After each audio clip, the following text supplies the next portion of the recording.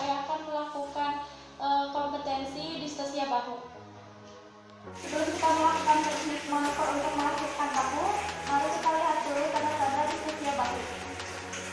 Yang pertama ada tidak terjadi putaran kaki, kemudian sakral charge atau kepala bayi terlutar ke bawah, kemudian kepala tertahan di pulpa.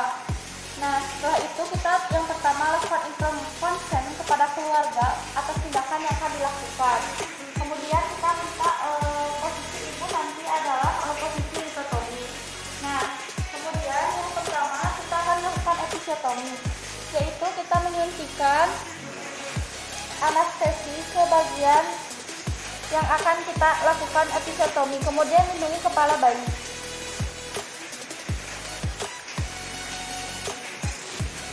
Setelah dilakukan anestesi, tunggu sampai beberapa menit untuk hasil yang efektif. Lakukan episiotomi 45 derajat. Kemudian setelah itu kita setelah lahir kepala bayi lahir biasanya tidak terjadi putaran kaki luar dan muka bayi menghadap ke bagian bawah. Nah, kita lakukan manuver yang pertama yaitu mencoba dengan menarik kepala bayi berkali-kali dengan mantap ke arah bawah. Hindari tarikan yang terlalu keras atau berlebihan. Bersamaan kita minta asisten melakukan penekanan pada suprapubis secara simultan. Kemudian kita perhatikan penekanan tersebut. Jika bahu bayi di arah kanan, maka penekanan dilakukan di arah kanan. Jika bahu bayi masih belum lahir, maka kita lakukan manuver yang selanjutnya yaitu dakin. Posisi merangkak. Posisikan ibu dengan merangkak. Setelah posisi ibu merangkak, tarik perlahan pada bahu anterior ke arah atas secara hati-hati. Anterior adalah bagian sini, jadi kita tarik ke arah sini, ke atas.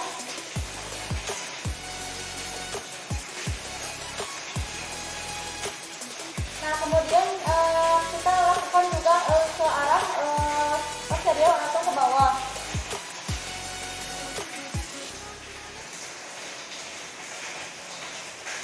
Jika bayi masih belum lahir, kita lakukan tarikan bahu belakang.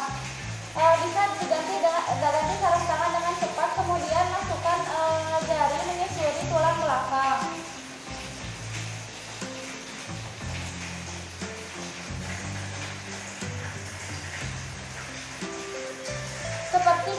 Sampai kita menemukan fase antepubis. Tekan jari tengah kelipatan atau lengan bayi menyusuri bagian dada atau sternum. Jadi kita tekan bayi tangannya supaya ke bagian dada. Nah, kemudian setelah itu tangan bayi ke arah dada dan muka seperti mengusap muka bayi seperti ini.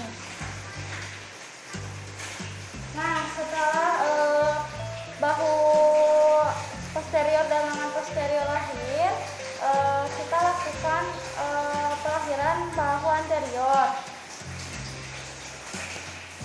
Nah, biasanya jika tangan dan bahu posterior sudah lahir, bahu anterior juga mudah untuk dilahirkan. Kemudian jika bahu anterior masih sulit dilahirkan, kita pegang kedua tangan seperti ini. Jangan menarik tangan bayi dengan keras. Kemudian kita lakukan dua jari di bahu anterior dan posterior. Kemudian kita lakukan di punggung bayi, putar secara 180 derajat seperti ini.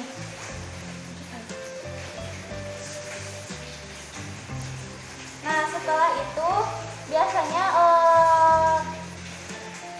bahu bayi akan mudah lahir. Nah, setelah kedua tangan dan bahu bayi lahir, kita lakukan asuhan seperti biasanya, itu sangga susur. Barusan adalah penanganan distosia bahu dan sudah selesai. Terima kasih. Wassalamualaikum warahmatullahi wabarakatuh.